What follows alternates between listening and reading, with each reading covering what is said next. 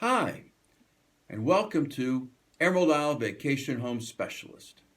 I am your host, Dennis Richkovsky.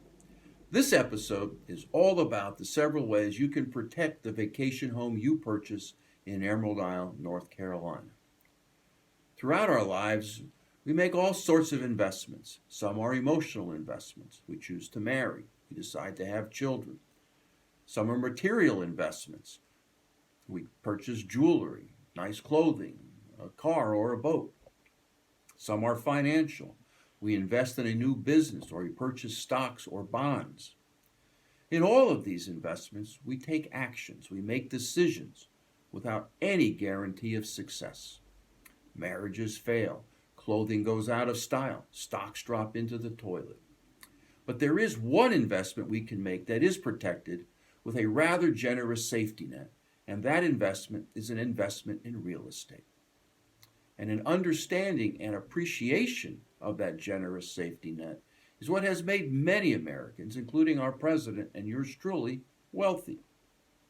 Now, the safety net President Trump has access to in New York City on Manhattan Island is a bit different from the safety net I have access to in Emerald Isle on Bogue Banks. Nonetheless, both safety nets protect President Trump's extensive and my modest real estate investments very well. That's a good thing because thanks to hurricanes, the Weather Channel, and Jim Cantore, it would seemingly take a gambler's mentality to purchase a property and live in Emerald Isle or any other Barrier Island community for that matter. Now, I'm not going to speak in generalities about real estate on all Barrier Islands. Instead, I'm going to restrict my remarks to property purchased in Emerald Isle on Bogue Banks. I'll use Hurricane Florence, which damaged the Carolinas severely in 2018, as my teaching tool. This named storm brought gale force winds and torrential rain to numerous coastal communities. In Emerald Isle, wind gusts in excess of 130 miles an hour peeled back shingles and tossed trees into windows. 31 inches of rain fell in 72 hours, soaking the interiors of homes. On some islands, like neighboring Topsail, the wind and high tides washed ocean water over the island and into the Sound. On the mainland, these same winds and high tides pushed water up rivers, flooding large portions of Newbern, Wilmington, Kinston, Myrtle Beach, and many other small coastal communities. Wind-driven rain and flooding, oh my! The good news. Insurance is available to cover the cost of making a home whole again following a hurricane. In Emerald Isle, we had no flooding despite 31 inches of rain, but we do have flood insurance. This is a federal program and no one can be turned down for coverage. A good number of homes experienced failed roofs and interior water damage. There is insurance against this insult. It is a wind-driven rain policy.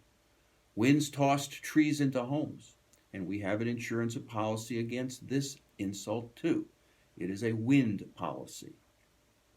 I have a flood policy, a wind policy, and a wind-driven rain policy, in addition to my homeowner's policy against fire and theft. These insurance policies are part of my generous safety net, protecting my real estate investments in Emerald Isle on Bogue Banks. But wait, there is more. The geography of Bogue Banks also contributes to my safety net. First, Emerald Isle boasts some of the widest beaches in North Carolina, a consequence of large volumes of sand moving ashore, a natural beach renourishment program, if you will. The exact reason for such extensive sand movement is unknown, but part of the answer has to be the east-west orientation of the island, making it perpendicular to the prevailing wind direction. And these wide beaches are significant when it comes to hurricanes. The high winds and the angry ocean bring enormous energy to bear on the shores of communities like Emerald Isle. In response, beaches flatten out, causing the energy to dissipate and move laterally and not inland. The wider the beach, the greater the dissipation of energy. The greater the dissipation, the less the erosion and damage to structures inland, like homes. Second, the large volume of sand moving ashore in Emerald Isle also have produced some of the highest sand dunes found on the East Coast. These sand dunes are stabilized naturally with grassy vegetation. Significantly, these dunes were not breached during Hurricane Florence here in Emerald Isle, thus preventing any possibility of the type of ocean overwash nearby Topsail Island experienced. Third, natural coastal vegetation provides some of the best defense against property damage during storms, and Bogue Banks is well known for its favorable vegetation cover. Indeed, Emerald Isle got its name because of this vegetation. To a consultant flying over Bogue Banks, the area appeared as a green gem in the middle of a sea of sparkling blue water. The advisor suggested the name Emerald Isle. All that green is a lush maritime forest. Maritime forests evolved to thrive under harsh island conditions, and they are important for island resilience. These forests act as a primary sand trapper for developing dunes, and they act as an anchor by stabilizing existing dune systems. These forests also diminish the problem of island narrowing. Fourth, the large volume of sand moving ashore, coupled with the presence of a dense maritime forest, result in higher land elevations in Emerald Isle. Indeed, my oceanfront properties sit on dunes 31 feet above sea level. Now, that may not seem like much to someone living in the mountains of North Carolina, but at the coast every inch matters. Ask the residents of Topsail or Hatteras Islands. Higher elevations are less vulnerable to hazards, especially storm surges associated with hurricanes.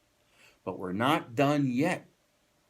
A third protector of your real estate investment in Emerald Isle is the town itself.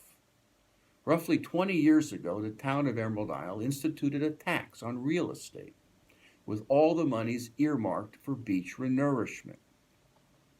In instituting this tax, the town recognized the importance of its beaches for enhancing its economy and for protecting the infrastructure and ecological habitats behind them. Even with this added tax, the town of Emerald Isle has the second lowest tax rate among the 29 coastal Carolina communities.